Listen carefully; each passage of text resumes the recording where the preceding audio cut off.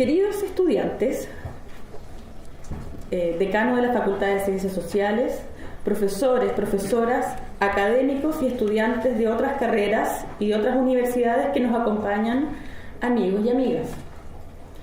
En nombre del equipo de profesores del Programa de Antropología de la Pontificia Universidad Católica de Chile, tengo el agrado de darles la bienvenida al inicio de este nuevo año académico, nuestro cuarto año como Programa de Antropología con una carrera de pregrado en la disciplina. En particular, quisiera dar la bienvenida a los estudiantes de primer año que se suman a nuestro proyecto. Este 2016 trae importantes novedades para nosotros.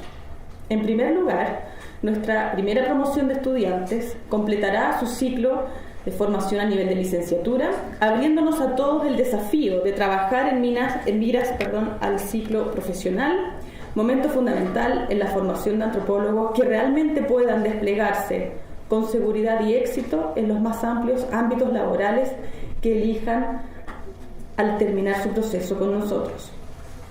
Este año, además, consolidamos nuestra planta académica con la incorporación del arqueólogo Roberto Campbell, quien, junto a otros académicos del programa, están trabajando en establecer a la arqueología como una disciplina fundante en nuestro programa y futura escuela de antropología. Además, nos encontramos ahora en la etapa final del proceso para incorporar a un académico en las áreas de antropología política y económica. Con 4 años de funcionamiento como programa, hemos visto además cómo estudiantes y profesores avanzan en el desarrollo de sus inquietudes y proyectos, enriqueciendo nuestro programa y planteando nuevos desafíos. Programas de intercambio, visitas académicas y estadías en ambas direcciones por parte de estudiantes y académicos han sido prueba de ello. En esta línea es que, por ejemplo, el año pasado tuvimos la primera versión del curso de terreno de Salud Global y Pueblos Indígenas en conjunto con la Universidad de California, San Diego, el que tendrá lugar nuevamente este segundo semestre del año 2016. En línea con el desarrollo de antropología médica en nuestro programa es que hemos creado el premio Mónica Weissner en honor a la destacada antropóloga chilena por ensayos que contribuyan al debate antropológico en procesos de salud, enfermedad y medicina. Al mismo tiempo, hemos creado nuestro laboratorio de antropología visual, el que esperamos se convierta en una plataforma de diálogo dentro y fuera de la antropología. Este año hemos creado también fondos concursables internos en antropología para la presentación en congresos por parte de nuestros estudiantes y como complemento a los terrenos de investigación en sus futuros talleres de titulación. Junto con estas novedades, confirmamos este año nuestro interés en consolidar la disciplina antropológica desde los seminarios de investigación antropológica contemporánea.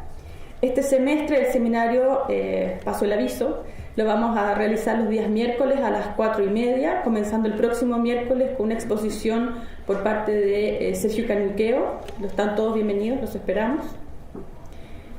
Y confirmamos también nuestro interés en consolidar lo que nosotros esperamos sea una tradición, la clase inaugural, la que tiene como meta acercar a nuestra comunidad a grandes representantes de nuestra disciplina, inspirándonos en nuestro proceso formativo, así como en las labores docentes y de investigación.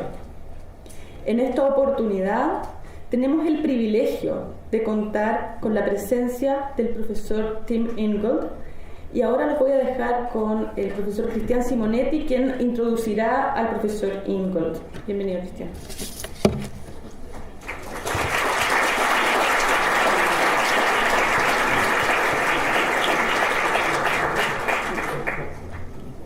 Es increíble ver a tanta gente, excitante a la vez, y es para mí todo un honor introducir a Tim, presentarles a Tim esta tarde. Antes quisiera brevemente agradecer a los que nos apoyaron para poder realizar este evento, voy a decirlo en inglés, Center for the Intercultural and Indigenous Research, a la Vicerrectoría de Investigación y en parte al British Academy también. Tim Ingold es profesor de Antropología Social en la Universidad de Aberdeen y miembro tanto de la Academia Británica como de la Sociedad Real de Edimburgo. Luego de 25 años en la Universidad de Manchester, Tim se mudó a Aberdeen, donde estableció el departamento más joven de antropología del Reino Unido. Tim ha realizado trabajo etnográfico entre los Sami y la gente de Finlandia en Lapland y ha escrito sobre preguntas comparativas en relación al ambiente, la tecnología y la organización social en el norte circumpolar, como también en relación al rol de los animales en la sociedad humana, sobre ecología humana y teoría evolutiva en antropología, biología e historia. Posteriormente, Tim ha explorado vínculos entre percepción, práctica y desarrollo de habilidades, en el interés de reemplazar modelos tradicionales de transmisión genética y cultural por una aproximación relacional enfocada en el desarrollo de habilidades perceptuales y de acción en contextos socioambientales de crecimiento. Estas ideas están presentadas o plasmadas en su libro The Perception of the Environment, publicado en el 2000. Y bueno, en trabajos más recientes, Tim ha seguido detrás de estas temáticas en correspondencia con otras nuevas vinculadas al estudio de la dinámica del movimiento en el caminar, la creatividad de la práctica y la línea en la escritura. Estos temas en sus libros Lines en 2007 y otros libros editados como Creativity and Cultural Improvisation con Elizabeth Hallam en el 2007, Ways of Walking con John Lee Bergkunst en el 2008 y Redrawing Anthropology en el 2011, como también su colección de ensayos titulada Being Alive en el 2011, publicada por Routledge también. Posteriormente, Tim ha dedicado su escritura y enseñanza a las relaciones entre antropología, arqueología, arte y arquitectura, lo cual desembocó en la publicación de su libro Making, publicado en el 2013. Actualmente, Tim lidera el proyecto Knowing from the Inside, Anthropology, Art, Architecture and Design, financiado por el European Research Council, y su libro más reciente es The Life of Lines, publicado en el 2015, nuevamente con Routledge. Es un placer para mí dejarlos con Tim.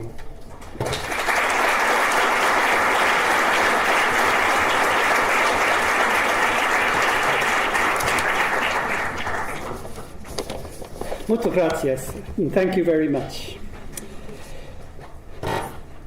I am an anthropologist, and for me, anthropology is a generous, open-ended, comparative, and yet critical inquiry into the conditions and possibilities of life in the one world we all inhabit.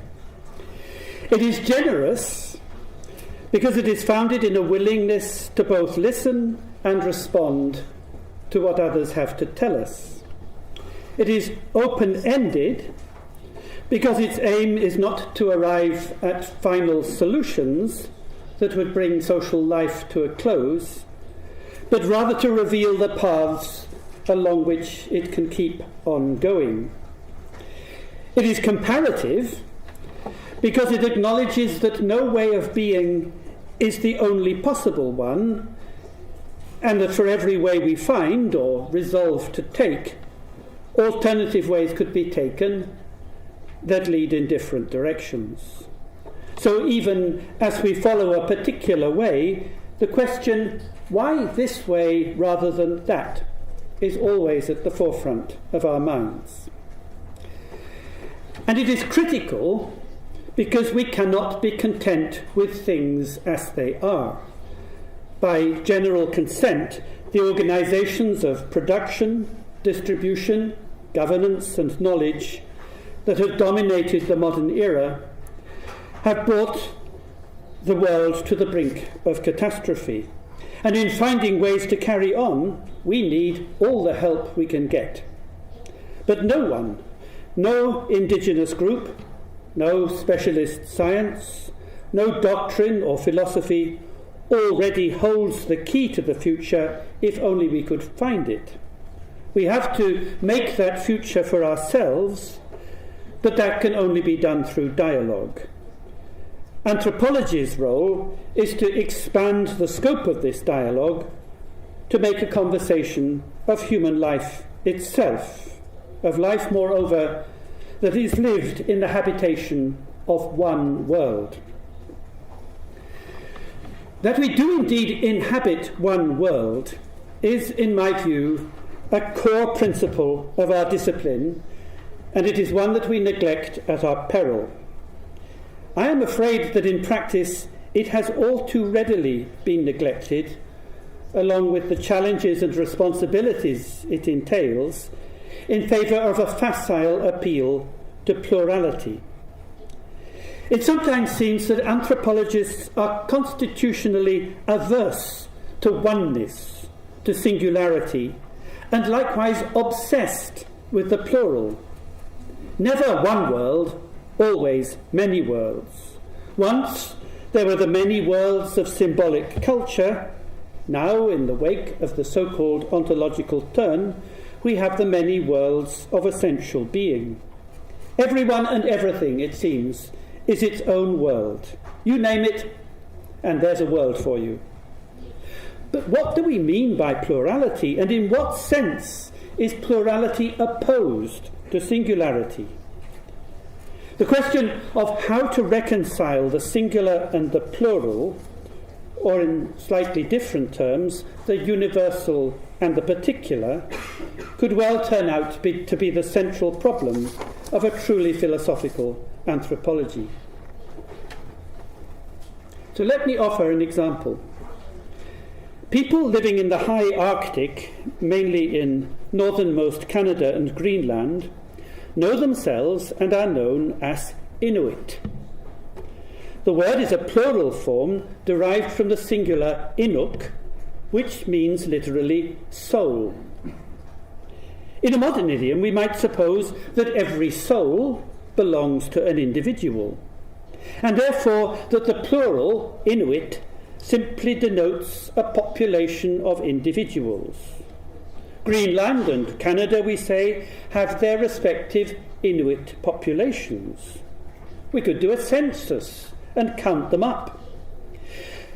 But for the people themselves, at least traditionally, souls could not be counted or enumerated in this way.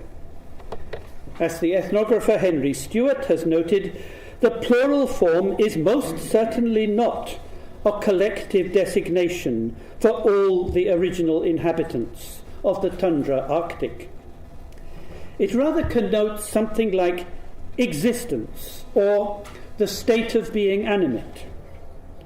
Most often the plural suffix, that is miut, followed a toponym, that is, or a place marker, as for example Netsilik, plural Netsiling miut, or Iglulik, plural Igluling miut. And it could be glossed as soul life going on in and around this place. So the question this raises is of how to get from one to the other, from the life of the soul, Inuk, to soul life, Inuit. Not by multiplication, or not at least in the arithmetic sense, familiar to us all from elementary school. Nor, conversely, can you get from soul life to the life of the soul by division. So call the plural a multiplicity if you must, but do not suppose it is a multiplication of the singular. For every particular life, every particular soul is not an entity sunk inexorably into itself. That is to say, it is not an object in the sense recently promulgated by advocates of so-called object-oriented ontology. In their view, everything you might care to name has its own inscrutable essence. Neither is it reducible to the more elementary particles of which it and other entities might be constituted, nor is it soluble into constructs at some superordinate level of existence. Now, admittedly, the soul is amenable neither to reduction nor to totalization, neither to undermining nor to overmining, as the object-oriented ontologists would put it. But this does not make the soul an object in itself. It is more fundamentally a movement which takes the grammatical form, not of the noun or the pronoun, but of the verb. And the most outstanding characteristic of this movement is that it carries on or keeps on going. For Inuit people, it even carries on over generations. As a grandchild, for example, an Inuit grandchild is animated by the soul of its grandparent, leading parents often to address their children as they would address their own parents, and to treat them with equivalent deference and respect. So the parent speaks to his child and says, grandfather.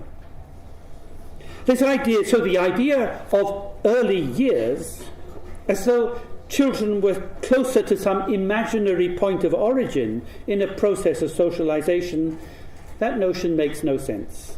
Everyone, at any moment, is both older and younger than themselves. So souls, or lives, are movements, and to echo the celebrated aphorism of Heraclitus, one cannot step twice into the life of the same soul. So the question is, what is the relation between the life of the soul and soul life? Or to put it more generally, between the particular life and life itself?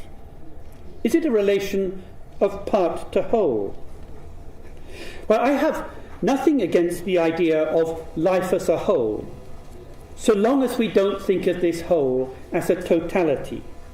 Holism is one thing, totalization quite another, and it is vital to acknowledge the distinction between them.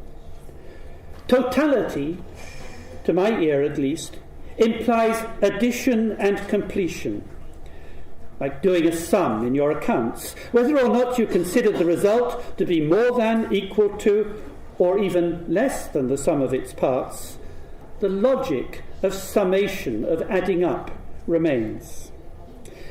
But life itself is never complete, nor, as I've tried to show, can we approach it by any process of summation, whether additive or multiplicative. It's not a completion, but a continual origination.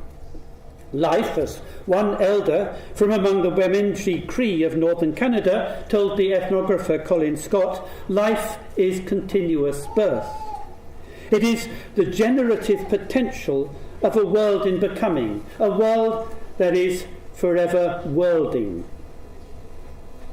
So then, is the particular life a part of life as a whole? Is the life of the soul a part of soul life? And again, I have nothing against the idea of lives as parts. But then we should think of these parts not as components of an assembly, but as voices of a composition. The analogy I have in mind is that of polyphonic music, in which every voice or every instrument carries on its own voice, its own melody. Think of the tenor part in the chorus, or the cello part in the symphony. In music, the relation between parts and whole is not summative. It's neither additive nor multiplicative. It is rather contrapuntal. I want to think of lives as lines in counterpoint, as movements that, even as they issue forth, are continually attentive and responsive to one another.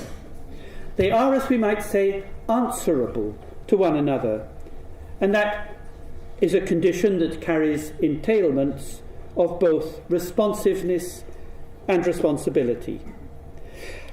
And that's why I am averse to the notion of assembly or assemblage, as it is fashionably rendered through awkward translation from the French. The problems of translation are indeed formidable, and it is true that some of the plethora of senses that have gathered around this term assemblage do approximate to what I have in mind, but others most definitely do not.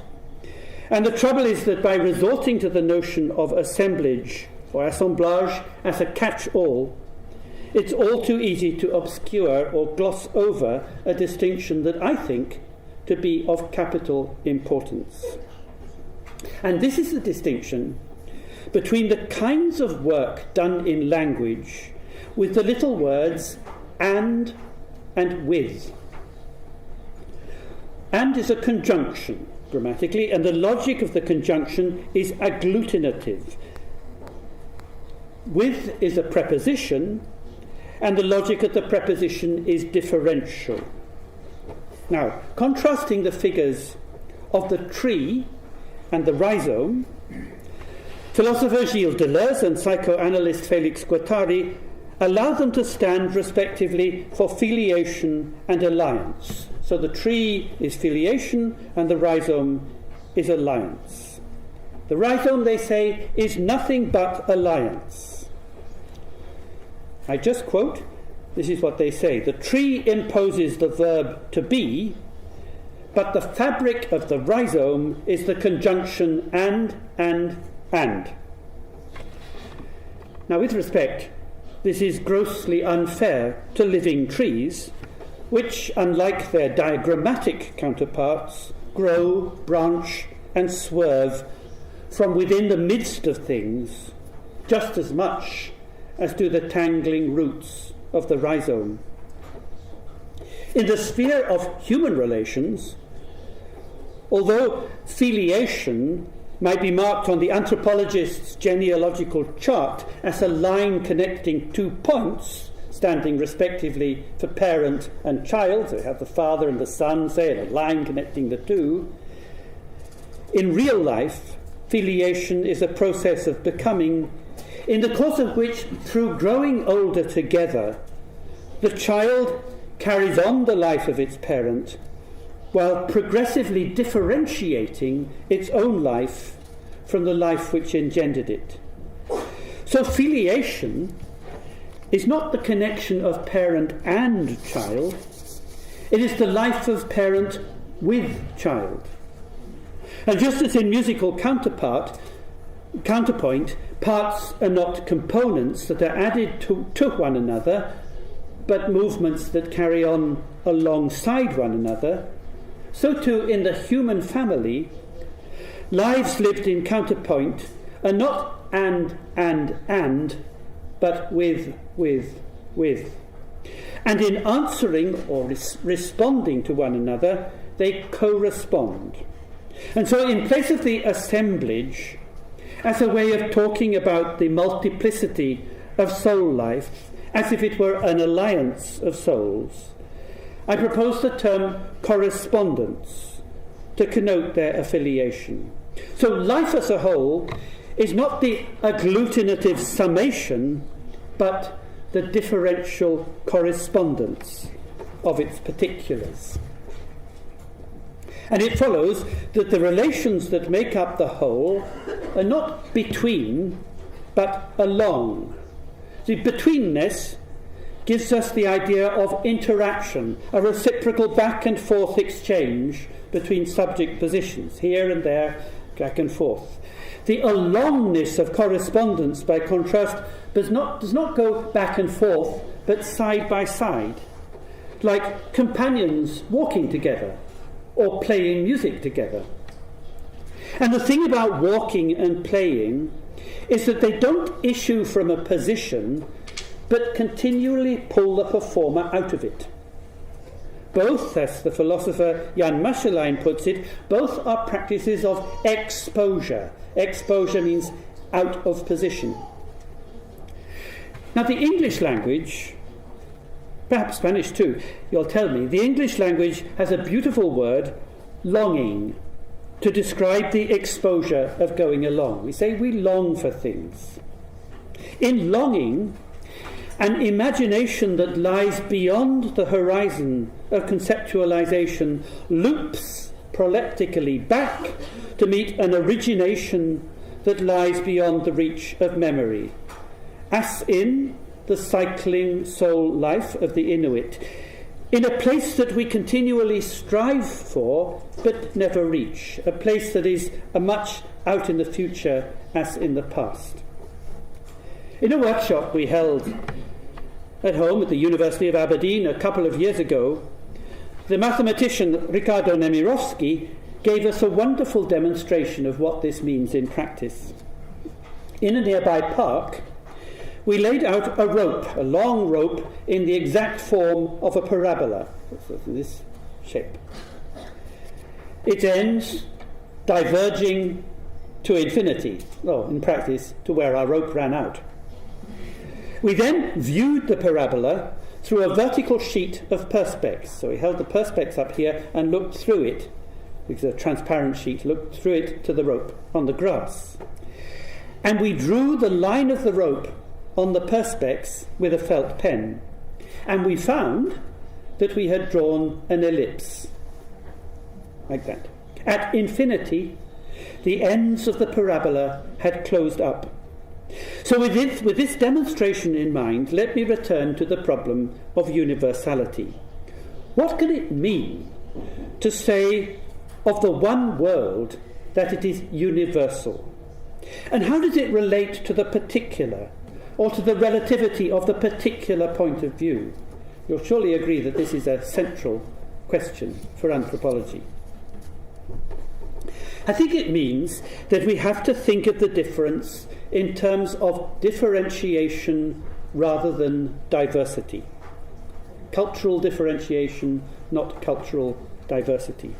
And this distinction, I believe, is critical. And one way to get at it is to reflect upon the meaning of the ground. How often have we heard it said that cultural particulars are superimposed upon the ground of a universal human nature?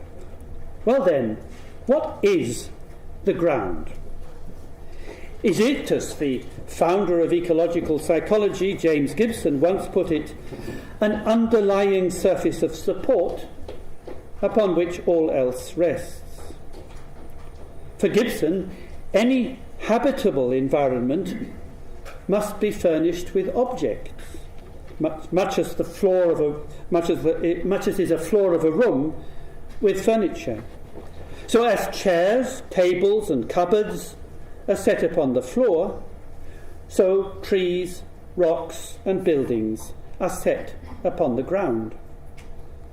But a moment's reflection shows that this notion of the ground is deeply paradoxical. On the one hand, if the ground is a universal surface of support for every kind of environmental object, then it should be fundamentally there before all else.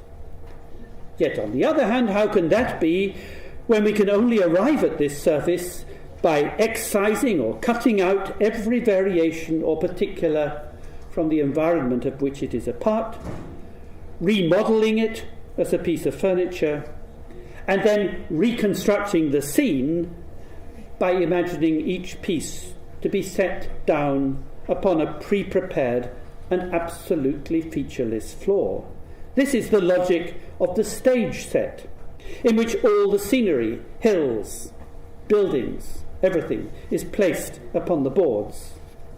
Difference in this logic is bilateral. As features distinguish themselves from the ground, so the ground distinguishes itself from its features. All difference is then detached, leaving its fragments, be they rocks or trees or buildings, scattered upon the stage like severed limbs on a battlefield. Now the stage and the fragments correspond to two aspects of indifference, and that is to what Gilles Deleuze in his book on difference and repetition calls black nothingness and white nothingness. That is, fragments are indifferent to where they lie on the stage, they could be anywhere, and conversely the stage is indifferent to what rests upon it. And the puzzle for Deleuze is this: in the real world, not on stage, but in the real world, things like rocks, trees and buildings are as much of the ground as on it. They are rooted or founded there. They partake of its substance and contribute to its texture. And yet they are readily distinguishable as the features they are. How can this be? And Deleuze's answer is that in becoming different, not in being different, but in becoming different, one thing can distinguish itself from another without the latter's, the others, distinguishing itself from the former. Imagine, for example, lifting up a bed sheet to form a crease. You've got the sheet on your bed, you lift it up, you hold it there, and there's a crease. And we register the line of the crease, we see it as something that has an existence of its own, and yet the crease is still in the sheet. It's not as though the sheet had parted company with the crease and sank back into some sort of flat homogeneity, leaving the crease line, as it were, high and dry. And so it is too with lines and the ground. The line, says Deleuze, distinguishes itself from the ground without the ground distinguishing itself from the line. That is to say, the distinction is unilateral. And to think of difference in terms of differentiation rather than diversity is to imagine the universal not as a featureless ground, a plane of commonality upon which all diversity is mounted like scenery on the stage, but as a surface that is folded and crumpled like the sheet, and from which difference is ever emergent. So every distinguishing feature is a fold in the ground. So in a life of longing, all difference arises thus, from within, in the midst of things. And it is in that sense interstitial. So it follows that the life of the soul is to soul life, particular life to life itself, as the crease is to the sheet, or as the line is to the ground. As the crease distinguishes itself from the as the crease distinguishes itself from the sheet or the line from the ground, so the particularity of the singular life distinguishes itself from the universality of life itself, without the universals distinguishing itself from the particular. And that's why I want to call the life process one of interstitial differentiation rather than of exterior agglutination. So, and this is the distinction between alliance and filiation, or between assemblage and correspondence. Perhaps just to bring it a bit down to earth, this is very abstract, I know. Perhaps you might compare it to the difference between cutting timber transversally with a saw and splitting it longitudinally with an axe. You've got some timber, you might take a saw and cut it like this, or you might take an axe and split it like this. The saw cuts the length into blocks or sections which can only be reassembled through conjunction. But the axe joins with the timber, as in its swerve it corresponds with lines of growth that were incorporated into the wood when it was part of a living tree. So the axe acts on the timber as the preposition to the noun, following the grain of the world's becoming and differentiating it, splitting it from within. Now, to us anthropologists, the ontology that gives us the ground of nature as a universal and homogeneous substrate upon which are set the fragmentary forms of cultural diversity will be immediately recognizable as the default position adopted by generations of textbooks, a position that tends to be glossed by such non-specific words as Western or modern. The Western view is that cultural diversity is superimposed upon the universal ground of nature, and we hear it from textbook after textbook. Philippe Descola, in his treatise beyond nature and culture, calls this ontology naturalism. And for Descola, naturalism is one of four logically possible ontological schemas that underwrite the way human beings can organize their relations with one another and with the world they inhabit and render this world intelligible. The other schemas he calls analogism, totemism, and animism. Well, this isn't the place for an extended review of Descola's arguments, but I would like to attend briefly to his account of animism, because by doing so I can add some precision to what I mean by the relation between the life of the soul and soul life, and also clarify the sense of one-worldness that follows from it. There is one characteristic of animism, Descola assures us, that everyone can accept. And this, and I quote, is the attribution by humans to non-humans of an interiority identical to their own. Now, by this he means that plants, and especially animals, are taken to be endowed with souls which enable them to act normatively and ethically as social beings, just as humans do. And against this homogeneous sea of souls common to all animate beings, there stands a diversity of exterior physical bodies that give each particular soul its executive armature and allows it to function in the world in the particular way it does. And in this regard, Descola thinks, animism is the perfect opposite of modern or Western naturalism, which gives us the diversity of forms of mental or spiritual life, or what modern people call cultures, set against the background of a homogeneous physical nature.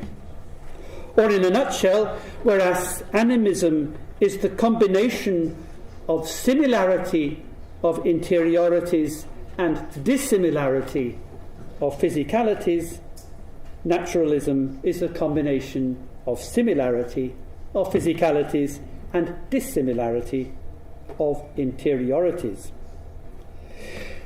Now, this all sounds very neat until you start to wonder why naturalism, in the same breath that it extols the universality of nature as against the diversity of cultures, also celebrates the boundless diversity of living kinds, that is under the concept of biodiversity, vis-à-vis the universality of the human mind or of its conscious sense of self. It looks as though what is similar and what is diverse depends on which way you look.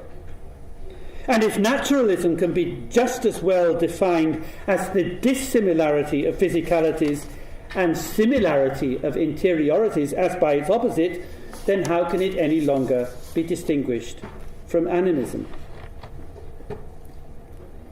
Now, I don't mean to pretend that naturalism and animism are one and the same.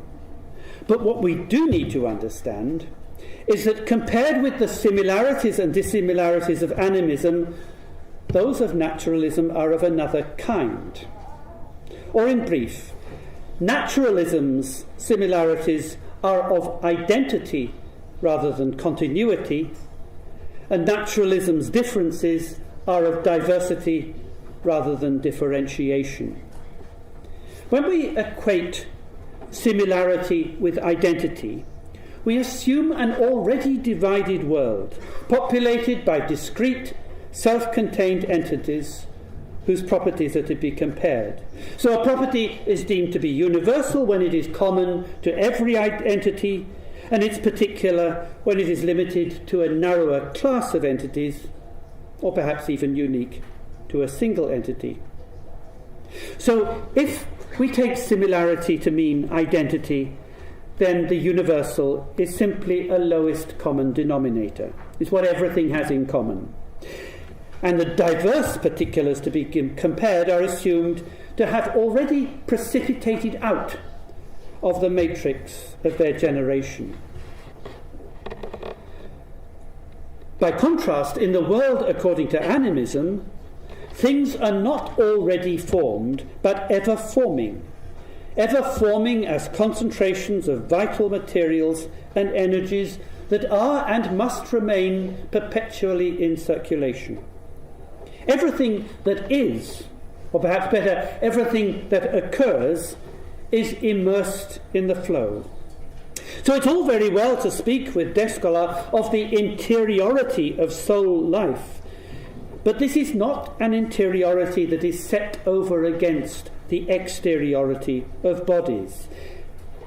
It is rather the interiority of a life that is immanent in the world itself and that participates directly in its relations and processes. So let's call that the interiority of immanence. Quite contrary to the kind of interiority that is opposed to the physicality of the exterior world, the interiority of immanence runs seamlessly into physicality, like the singular surface of a Mobius strip without any breach of continuity. Or consider an eddy in a stream. Can you tell what is inside the eddy from what is outside? Of course you can't, for the simple reason that the eddy is not the container of content, but the form of a movement.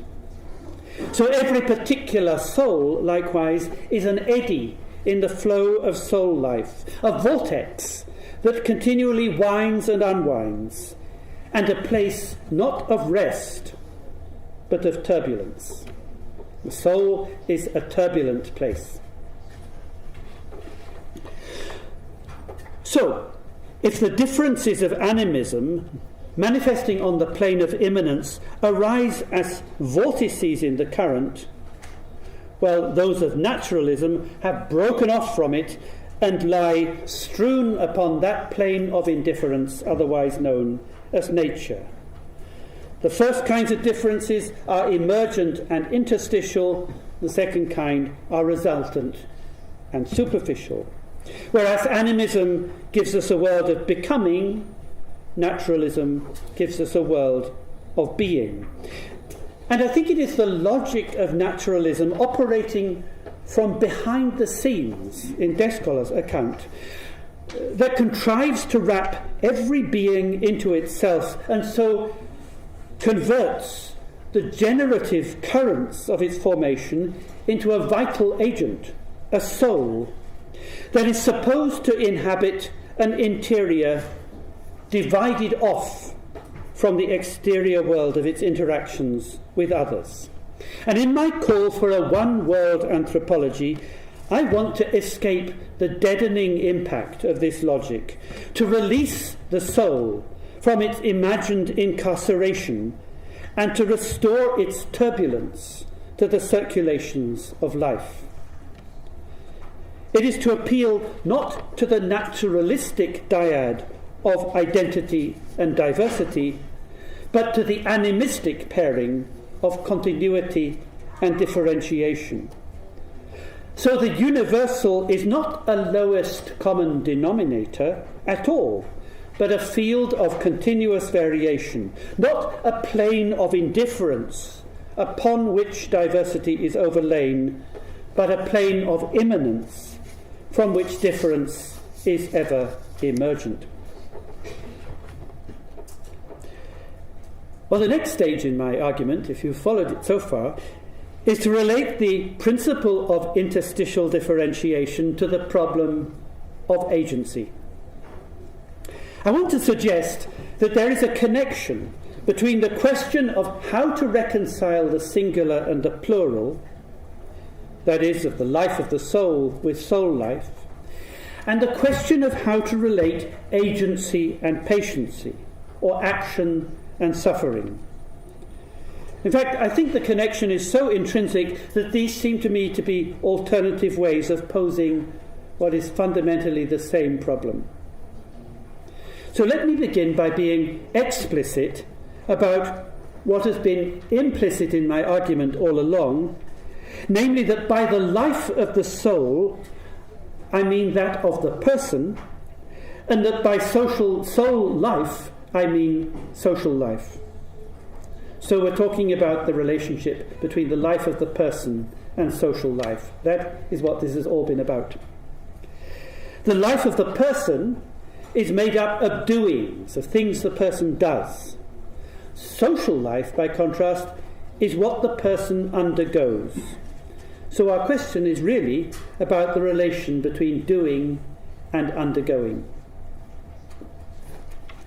Now, in the grammar of most Indo-European languages, there is a distinction between the active and the passive voices of the verb. The active voice is for what one does. I did this, I talked to somebody, I kicked a ball. The passive is for what one undergoes. I was kicked by somebody. Should we then think of life in the active voice or in the passive? Or should we think in terms of some kind of interplay between the two?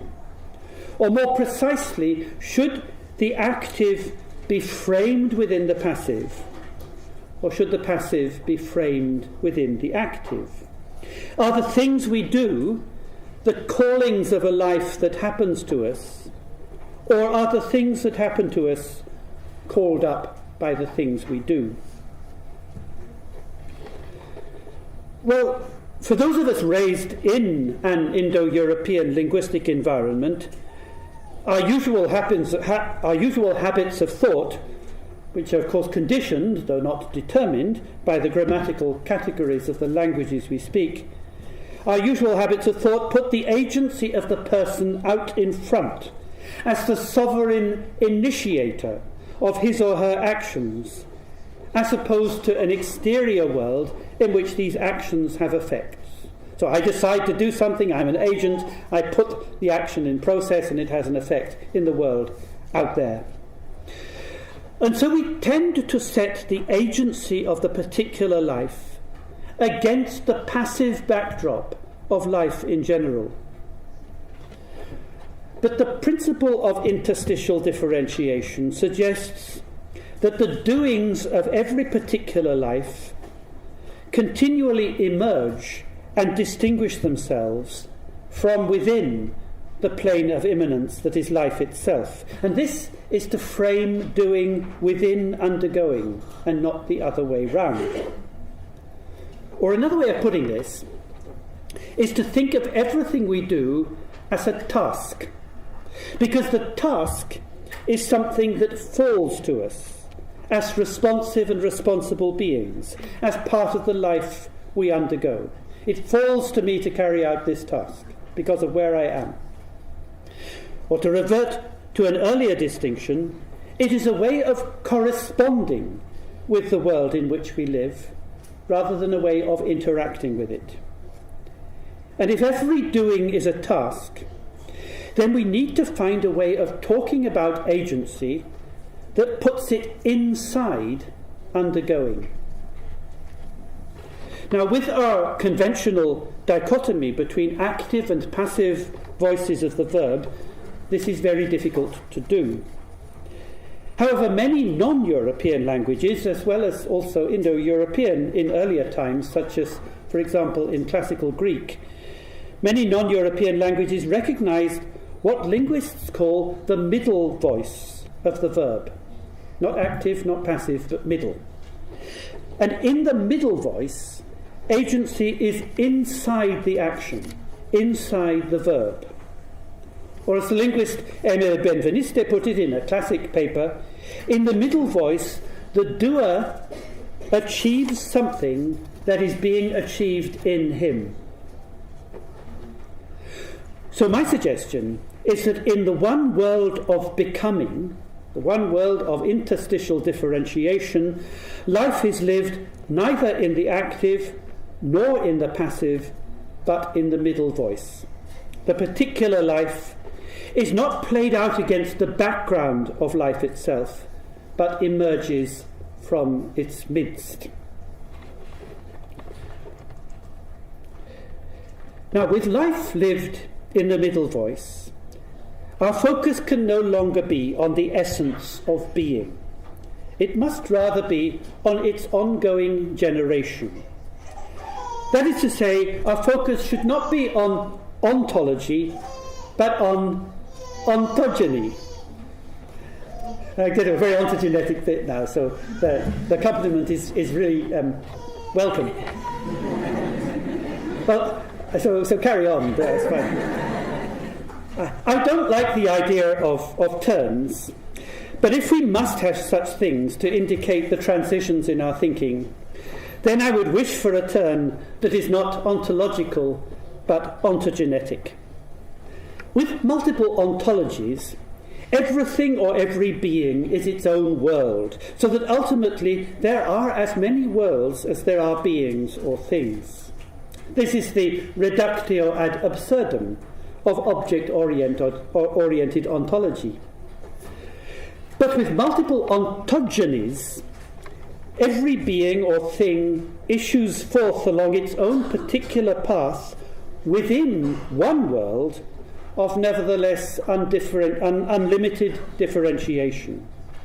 Or in short, ontogenesis, the growth and becoming and generation of things, of being, ontogenesis allows us to reconcile singularity and multiplicity, or agency and patiency, within one world. There is, as the philosopher Alain Badiou has put it, only one world, but it is a world that refuses any normative preconditions for existing in it, such as might be entailed in any naturalistic definition of universal humanity. How many times have we attempted to define human nature in terms of the common possession of this or that attribute? Bipedalism, tool-making, male-female pair bonding, language, symbolic thought, and so on and so forth. We've tried all sorts of different things, that these are the universal property of human nature, only to discover that there are creatures born of man and woman who lack these attributes and who consequently find themselves excluded, or at least considered less than human. So the one world we inhabit is not reserved for what the anthropologist Donald Brown has called universal people, or UP for short, who all share the same behavioural traits. It is rather a world of ever-emergent difference which admits no boundaries of inclusion or exclusion. And I believe that anthropology should be fighting intellectually and politically for the recognition of this kind of world. So the question is, what should we call it? In 1908, the American philosopher William James delivered the Hibbert Lectures at the University of Oxford, which was subsequently published under the title A Pluralistic Universe. And James's proposed solution to the problem of the one and the many was to insist that the multiverse, as he called it, is simultaneously both singular and plural, for the reason that its oneness is never absolutely complete. It is strung along, said James, not rounded in and closed. So regardless of the part or element on which you might choose to focus, at whatever level of exclusiveness or inclusiveness, there is always an overflow of relations.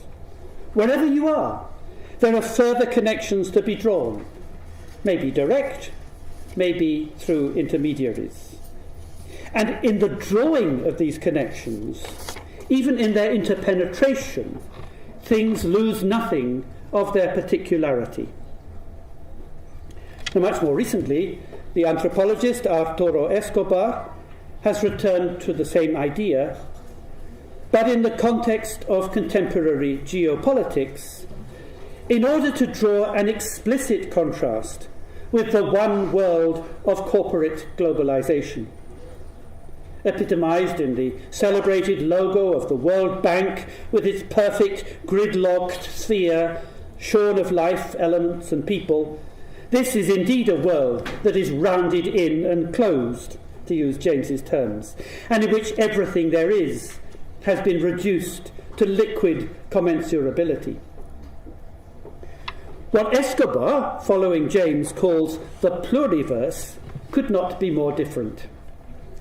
It might be described, writes Escobar, as a process of planetarization articulated around a vision of the earth as a living whole that is always emerging out of the manifold biophysical, human and spiritual elements and relations that make it up. So in calling for a one-world anthropology, I'm proud to follow in the footsteps of such distinguished thinkers as James and Escobar. And yet I would still enter one qualification, and it goes back to my comparison of the conjunction and the preposition as ways of joining. The Jamesian pluralistic universe is multiply connected, and yet its connections are conjunctive and not prepositional. They join things externally, on the outside. Things are with one another in many ways, wrote James, but nothing includes everything or dominates over everything.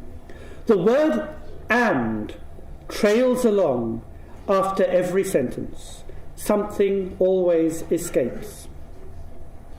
Indeed, the Jamesian multiverse is rhizomatic in every conceivable way. It is and, the very model of an assemblage. James was thinking about these things a century, or a bit less than a century, before Deleuze hit on the same idea. And yet the fact that James starts this quote with, and only then resorts to and, is revealing. Let me just read it again, what James said. Things are with one another in many ways, but nothing includes everything or dominates everything. The word and trails along after every sentence. So he starts with and ends with and perhaps he would have liked it both ways. Be that as it may, the multiverse that I propose is unambiguously with, and not and. It is prepositional, not conjunctive, and its plurality or multiplicity arises not from chains of exterior connection, of things strung along, but from the cascades of interstitial differentiation by which the earth as a living whole, to use Escobar's words, is continually emerging. And it is to the one-worldness of the whole, I believe, that anthropology must remain committed. But for this very reason, I have my doubts about the anthropological propensity always to want to put standpoints within their social, cultural and historical contexts. Anthropology is obsessed with putting everything in its context, and this is like laying them to rest, putting them to bed, so that we no longer have to engage with them directly. Go to bed and be quiet, we say to the child, who actually is simply trying to have his or her existence acknowledged, not to be understood in. The child does not want to be understood in context. The child wants to be heard. Yet, so embedding things in context implies an already completed socialization. Yet if we open up this moment of socialization through a reverse movement of disembedding or disinterment, it turns out to be nothing less than the process of social life or soul life itself. What we had closed off and buried by resort to context embraces all we should acknowledge. Ontogeny, the skeleton in the ontological cupboard, needs to be brought out and restored to presence. And with it, practices and processes of education I think, long and unjustly marginalised in an anthropology that remains obsessed with the shapes and forms of mature thought. Practices and processes of education should be restored to the centrality they deserve in our discipline. And we can then see that every particular life is both an open-ended exploration of the possibilities of being that our one world affords, and a contribution to its ongoing formation, that is, to its worlding. And it is in this sense a never-ending quest for an answer to the question of what being human or what living in this world means. Social life is lived in the quest for an answer, not in the enactment of its solution. And responding to the question, we respond to one another, that is, we correspond. And in this, we do not look out from a standpoint, but long for one that is forever beyond our grasp. So life is a question to which there is no answer, but in this one world of ours, we are all tasked with looking for it. And it's in the search that all social life is lived. And it is just as well that there is no final solution, for that indeed would put an end to us all. Thank you very much.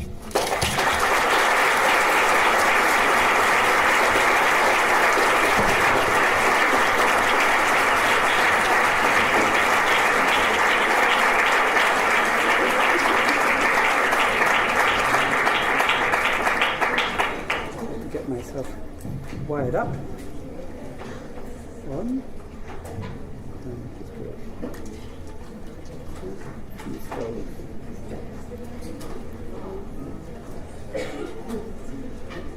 That's it? Okay. Thank you so much. Por favor, can you hear me? ¿Me pueden escuchar? Sí. Muchas gracias, Tim, por la charla. Would you like to answer the question from the participants? Voy a pasar el micrófono. Como tengo el micrófono, me voy a dar el lujo de hacer una primera pregunta. La voy a hacer en inglés para que sea más claro. So my question, I have the privilege to ask the first question. I have the microphone. Taking the privilege. I want to ask you about the image. And I want to know, ask if you could tell us the story behind the image, but also ask whether it holds somehow the lecture. And I was thinking of how anthropology asks questions. If we compare the image with the Apollo 13 image of the globe, and this title, Erikson asking big questions in small places, and whether instead of doing something like this, holding the world around, we do it like from within. Okay. For some reason, there's only half the picture there, but I think you've all seen the whole one. I don't actually know much about this. The man in the picture is somebody called John Gower, and it comes from a manuscript that he wrote in the 14th century, I believe. The Earth that he's shooting at has got the elements of fire. The water is down below. That's the bit you can't see, and then there's earth and fire. So there's the three of the four classical elements marked there, and he's shooting an arrow at it. I have absolutely no idea why he's shooting an arrow at it, but I think it's a very beautiful image of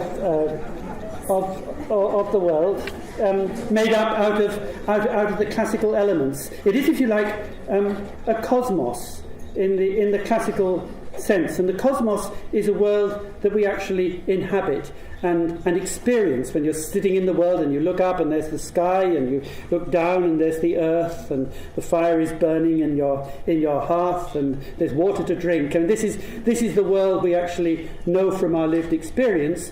Whereas, of course, the world as shown from the Orbiter spacecraft, or the world in the World Bank corporate logo, is a world in which there is no place to be in that world. It's a world that excludes human beings. Martin Heidegger, when he first saw pictures of the Earth beamed from Lunar Orbiter 1, I think in 1966 or thereabouts, found the image terrifying. And he said that there's nowhere for anyone to be. If this is the world, there's nowhere for anyone to be in it. I think the world that Gower is shooting at there is a very homely world. It's a world actually that we feel we could inhabit, and that's the kind of world that I think in anthropology we should be trying to understand and promote in some ways, because everything in the powerful forces in our world are all pushing in the opposite direction. Yeah.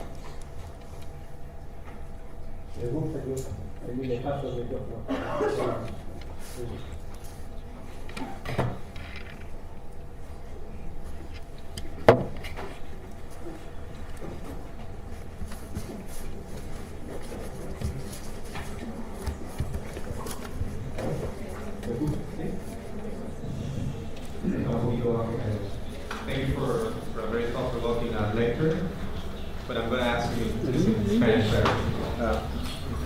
La pregunta es bien sencilla. Buena parte de su presentación tiene que ver con como yo lo entiendo, como el colegio y la terminal, cómo se organiza la vida social, ¿verdad? Cómo adopta forma la vida social.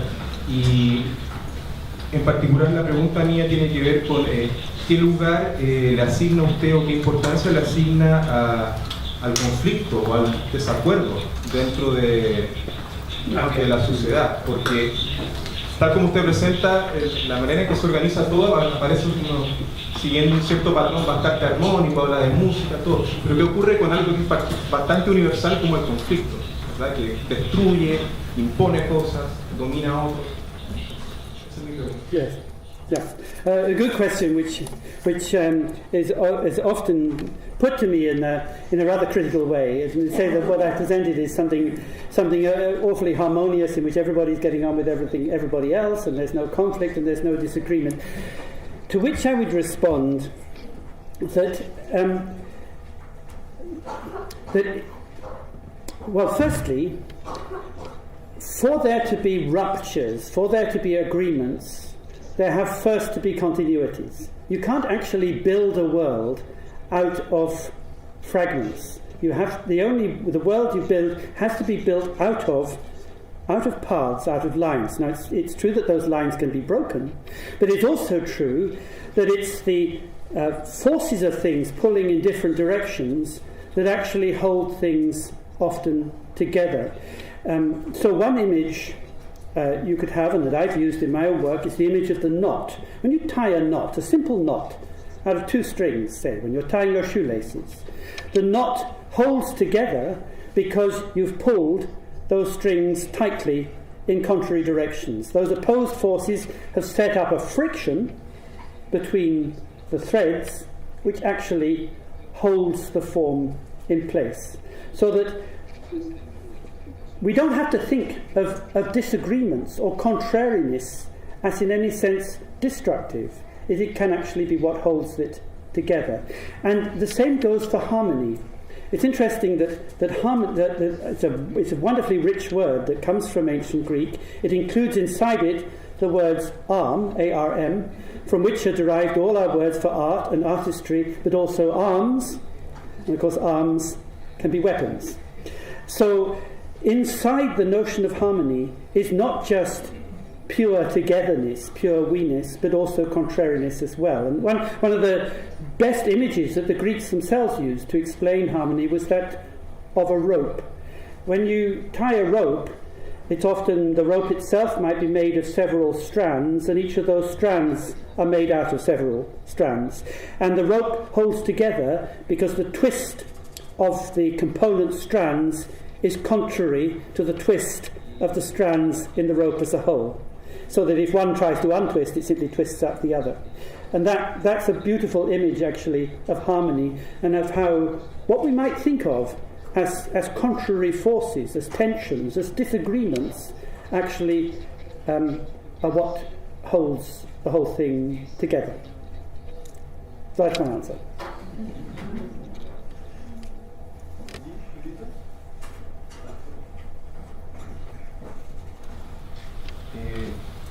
También una pregunta sencilla. ¿Aló? Una pregunta sencilla y siguiendo la línea del compañero y también la metáfora de los nudos. ¿Qué pasa cuando una de esas líneas se tira con mucha fuerza?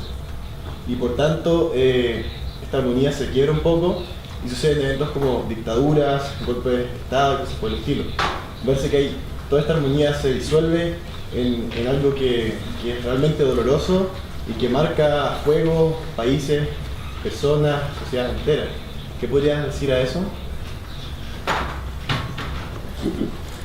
It's the second question that they've introduced, saying this is just a very simple question. Anyway, the simple questions are the really difficult ones, and I can't give a simple answer to that one. It's also the question about how do you explain pain, for example. What happens when things are pulled in such different directions? For example, in the growth of a body, with a diseased body, perhaps that patterns of growth and movement in the body are out of joint, and you experience that as a pain, and that's experienced as almost a difficulty, if not impossibility, to keep on going. And I think I would want to put it like that, to think not in terms of splitting objects into pieces, but in terms of the possibility or impossibility to keep on going. And what has, through history, what has always brought the greatest catastrophes have been final solutions. You know, every so often a powerful ruler says they've got the final solution for us human beings, and the results have been absolutely catastrophic, as we know very well. And this has happened throughout the course of history, and it's broken by what we need to fight for then, and this is my understanding of anthropology, is that we should not be looking for solutions to the problem of social life. We should be looking for ways in which we can keep the show on the road, keep things going. We don't have to keep things staying the same, but so where there is rupture, where there is conflict, we need as people who find themselves in conflict, people who find themselves in terrible conflict situations, do all they can, if they can, and if they're still alive, to wriggle through somehow, to find a crack, to find a way in which somehow they and their families can keep the show on the road, keep things going. And we should, in a sense, be following those paths, those lines, see where we can get through the cracks, rather than focusing on the blocks themselves.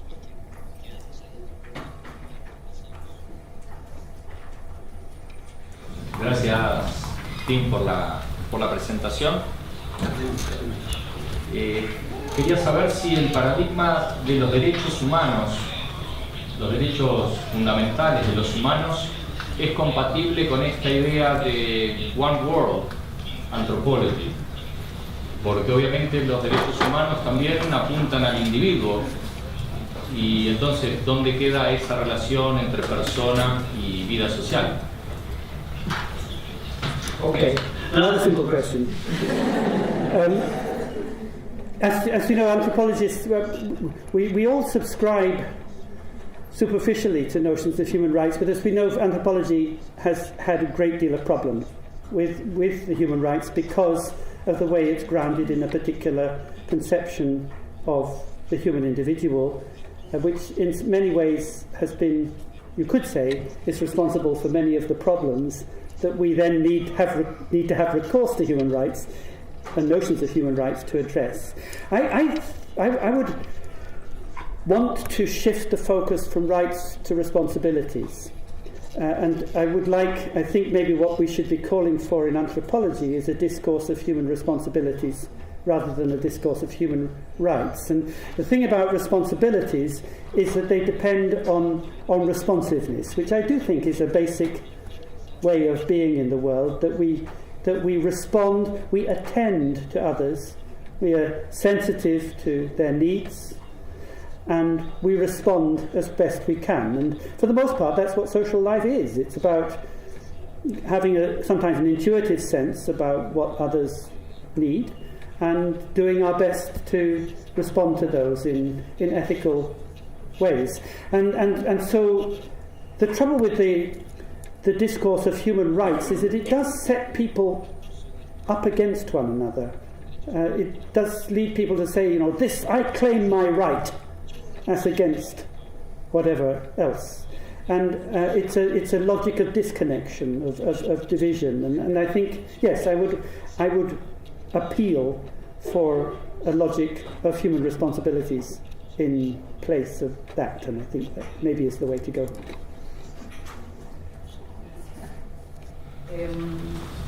Quería preguntar, quizás soy la excepción, no sé, pero yo vengo de las artes visuales y me gustaría saber qué rol atribuye a la creación artística en este One World o en esta interconexión global. I'm thinking more and more that there's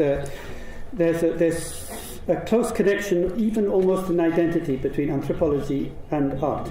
Not thinking of art as objects of art or works of art, but as practices of art.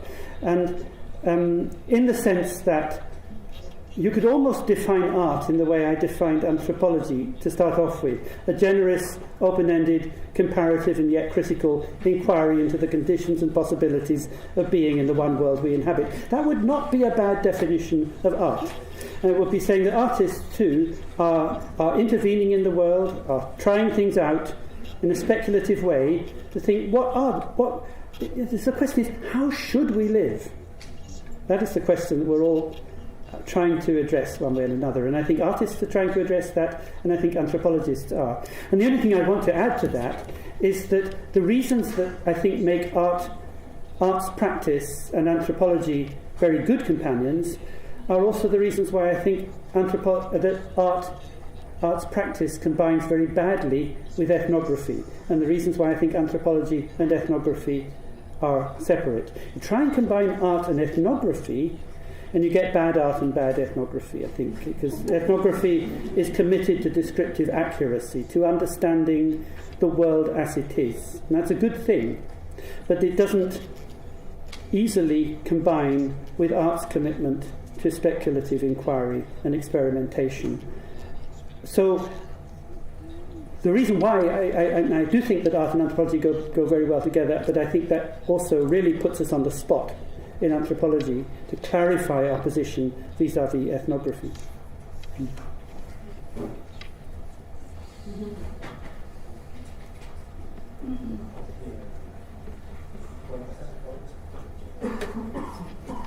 Gracias, Tim, por la charla. Mi pregunta es un tanto complicado. Yo entiendo la conferencia y el título como un ataque, no sé si un ataque es la palabra, pero una crítica directa al giro ontológico de la antropología. Y desde esa crítica al giro ontológico y desde mi propia experiencia investigativa con minorías étnicas en el sur de Chile, me parece que hay una dimensión del giro ontológico que quizás puede ser políticamente muy importante, que es básicamente la libre determinación de los pueblos y la total autonomía en base a que son incognoscibles o inconmensurables desde nuestra propia perspectiva, que es una propuesta de una antropología monista, aunque sea a partir de esta idea de interstitial differentiation, podría conllevar riesgos a esta suerte de propuesta de autonomía frente a los pueblos que están en una subalternidad total o en vulnerabilidad frente a las relaciones de poder. ¿Qué te parece? Yeah, I agree that these are very sensitive matters, and I've come across similar issues in the north among Sami people where I've worked. And the difficulty is this: that in the logic of the contemporary nation state, which is the framework in which most contemporary indigenous people are operating politically, in order to express your difference, you have to express it in the language of homogeneity. That is to say that the leaders of indigenous minorities are finding that they have to, in order to be heard, because they are doing their politics within the framework of a nation state, they're having to express their difference in terms of ethnic diversity. Sometimes this is done by appeal to ancestry or language or land or whatever it might be. The consequence of that is ever-increasing division, ever-increasing fragmentation. It certainly happened in the Sami case. That makes it more and more difficult for them to operate together, because they're saying we are different. We here we're different from that lot there, and they're continually slicing themselves up, and that actually weakens their position vis-à-vis the state. Now, of course, that is a problem, and I don't actually know the way out, because the alternative is to go against the logic of the state itself, and this is not something that most any indigenous people really have it in their power to do. So the question is whether to play a kind of realpolitik and say, well, this is the situation, and so we'll just try to define ourselves vis-à-vis others in terms that the nation state can understand, or we'll try to overthrow that logic of the territorial state. I don't know the answer to it, but it's important, I think, to recognise the paradox, because in so many cases I certainly felt with the Sami that indigenous leaders were almost betraying their people, betraying the sense that the people had of belonging to the land they lived on, by appealing instead to some concept of ethnic diversity, which did not accord with deep down indigenous understandings of what it meant to belong to community and belong to the land. So it's a problem. I don't have the answer.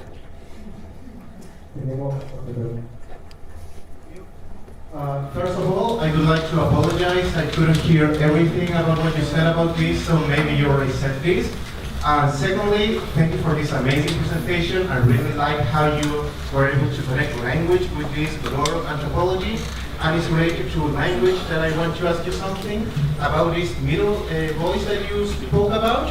I would like to know where was used, or when was used this middle voice, and if there is an equivalent in English about it, or a way to relate to this middle voice. Okay, yeah, thank you. The middle voice is, my understanding is it's linguistically quite a technical matter, and I'm almost out of my depths with it, but my understanding is that the middle voice is quite common among many, for example, among Native American languages, particularly. I don't know about Native American languages in South America, but I do know that in a number of Native American First Nations languages in North America, particularly those which have an ergative structure, where they don't have the subject predicate, subject verb object, SVO structure. I mean, the classic structure that we're used to in modern contemporary Indo-European languages is subject verb object. The boy kicked the ball. And in ergative languages, which, as I understand, are very common among North American First Nations people, the boy in that example would be his kicking. The boy is inside so you'd have to write something like the boy kicking with a hyphen. It's almost impossible to do in English, but it's like saying that I am at any moment what I am doing. I am inside my speaking now. I'm not somebody who stands outside as an agent and decides to speak and then sets that action in motion. I'm inside the action. So that's common as I understand it, in not universal in the sense of you don't find it in all languages, but in a great many. And I understand also that in classical times you found this middle voice in Indo-European languages such as Greek. And then for some reasons, which I don't fully understand, it sort of fell out of use. I really don't know why, but according to linguists it did. And in English, and probably in Spanish too, you could probably find examples that approximate to it. And one example that I was thinking of, I'm not sure whether this works or not, I fell asleep. When you try to fall asleep, you never do. But then somehow you find you have done, and you who's falling asleep just now are inside that process of falling asleep.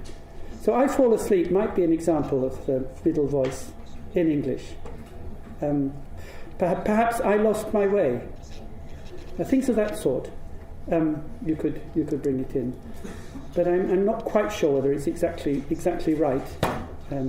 It's an interesting question. You need to ask a linguist too.